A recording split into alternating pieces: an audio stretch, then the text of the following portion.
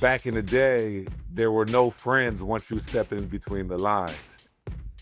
Now in today's game, it's a lot of buddy going on. It's a lot of handshakes and hugs and Mhm. communication before, during, and after the game.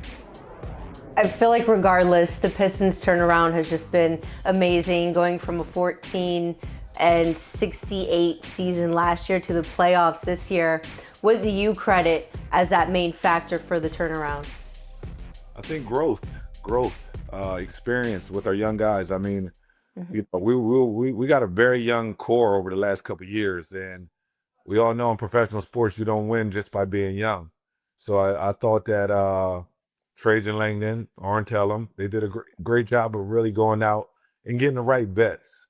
So when you add a guy like Tobias Harrison, who's a pro's pro, you make a great midseason splash adding Dennis Schroeder to the team. These guys help out tremendously. Beasley, who's been absolutely amazing for this young group of guys. So I just think that, well, not think, the one thing that I loved is that Trajan and Arn didn't give up on the young nucleus, right? Because sometimes when you don't win, they tend to say, "Oh, we got to go out there and make a huge splash in free agency and try to go get the best player available." They didn't do that.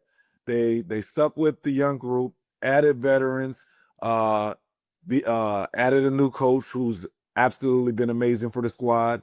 Because when you got a young group of guys, your coach got to have your back, and I think he supports them. So I think it's a combination of a lot of things, but just knowing that one, Cade is healthy, because the last couple of years, Cade hasn't been healthy.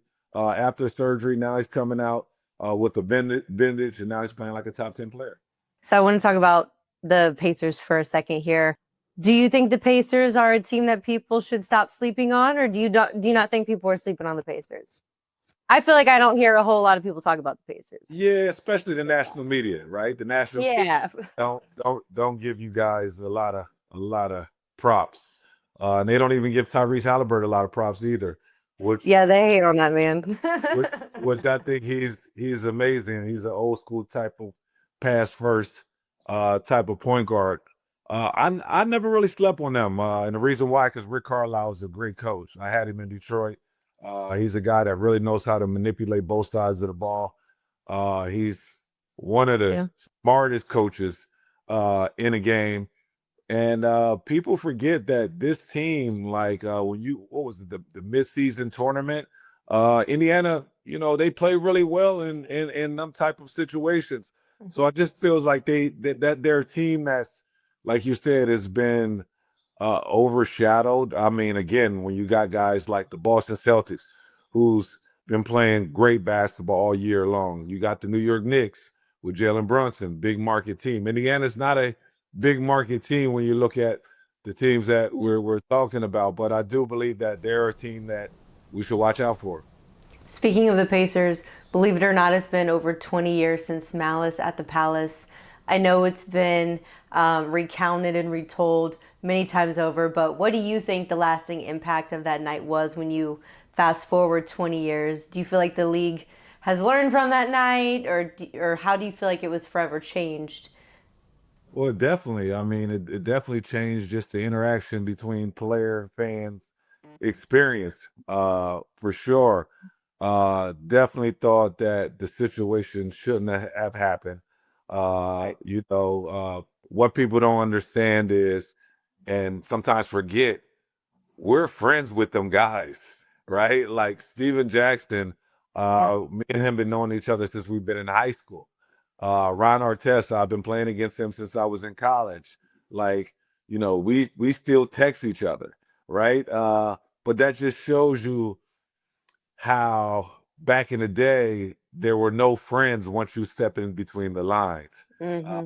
Now in today's game, it's a lot of buddy going on. It's a lot of handshakes and hugs and Hmm. communication before, during, and after the game.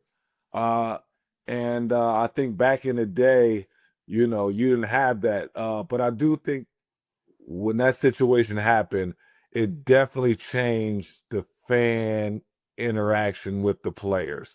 Uh, but I wish it never happened. Uh, because I thought that both teams were playing at a high level, and that could have easily been an Eastern Conference Finals game with us against Indiana because they were stacked at the time.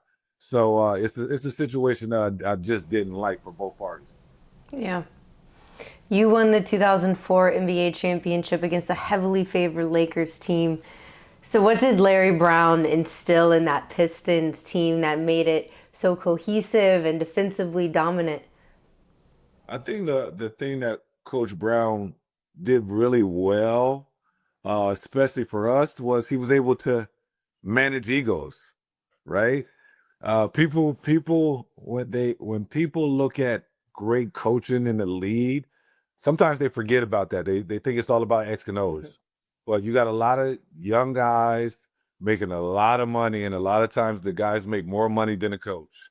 So, but Coach Brown, he was a leader, right? We understood that, we had a lot of different personalities on the team. And when you got a lot of different personalities, you can't treat everyone the same. You got to be able to manage that. You got to be able to manage the egos.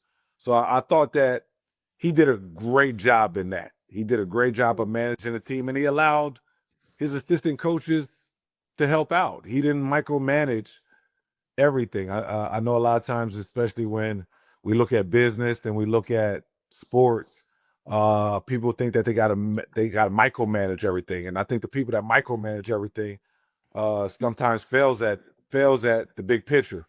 So I thought he was great at that. We spoke to Shaq recently, and he kind of went off on the players in today's game. I love the game, but I don't think the current players love the game. I think they love what they get out of the game. See, I didn't play for money. I played to have my name in with the gods. Like if you would have gave me 40,000 for 10 years, I still would have played. So a lot of these guys want to make 200, 300 million, but they don't give the fans what they deserve. You shoot 100 threes rather than going to the hole and tearing the rim down. So I don't think they love the game. They love what they can get out of the game, though. So I'm curious if you agree with that, and do you see a noticeable difference in the way that the guys approach the game versus when you played? Yeah, it's very different. I mean, it's probably different when I played than the guys that played in the '70s and the '80s. It's definitely different. So I think that some players, I don't even want to say lost the love, or maybe not always loved the game the way that we loved the game when we played. I think when a lot of times when you watch some guys play, they fall in love with what the sport can do for them, not actually with the sport. Like basketball has always been an escape zone for me. Like it was somewhere where I went, if I had something that was on my mind, I would go to the basketball court. It kind of gave me an outlet of, whatever that was going on in my head or something that was going on in this crazy world. I think kids now they fall in love with everything basketball can do for them. It could be the money, it could be the lifestyle, it could be all the above, and it shows sometimes in a product. So yes, you can get frustrated with that when it comes to the pure passion of it. But guys are super skilled these days. I mean, everybody has a trainer now. It's starting to turn into a country club sport because you need resources to kind of really be really good at it. Yeah, we're kind of losing some of the love of it. I feel like this is the perfect question then to end this on, because an anonymous player poll got some attention the other day, especially with all the votes around the most overrated player in the NBA. So, do you think that these players see these anonymous polls as an opportunity to sort of air out their grievances? Or do you think that players should be willing to kind of show face when they do dislike what another player is doing? Yeah, I mean, you know what, I like it, right? I really You're do. like, let's stir the pot. Yeah, I do like it because, you know, one, people don't always know the real perspective on how a player thinks about their peers, right? It's one thing to talk about someone in the media, and a lot of guys just don't want to do that. It could be because of their brand, because they got the same agent. It could be hey, I just don't want to piss another player off, right? But I like this because, you know, one, I always said when as a player, when I played, I didn't give a damn what everybody else thought, but I always wanted to make sure that whoever I was playing against, they respect me more than anything else. I didn't care about endorsements. I didn't care about individual success. I always, wanted to win, but I always say, hey, if you get the respect of your peers, then that right there goes further than anything else because there's only what, less than 5,000 players that ever played the game. So the fraternity is very, very small. So when guys are on the other side of the fence, we're saying that, hey, you know what? You might be one of the most overrated players. One that's from a player's perspective, yes, that's going to be super motivated. That's the biggest motivation Yeah. factor than anything else. Because again, that's what you play the game for. As a young kid, when you want to go to the park, it wasn't no media around. It wasn't no coaches around. It was like, oh, okay.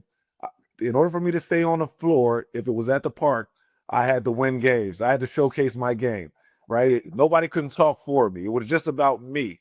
So now when you're in that slot or in that situation where they're saying that, hey, you're most overrated player, I gotta respect that. I gotta listen.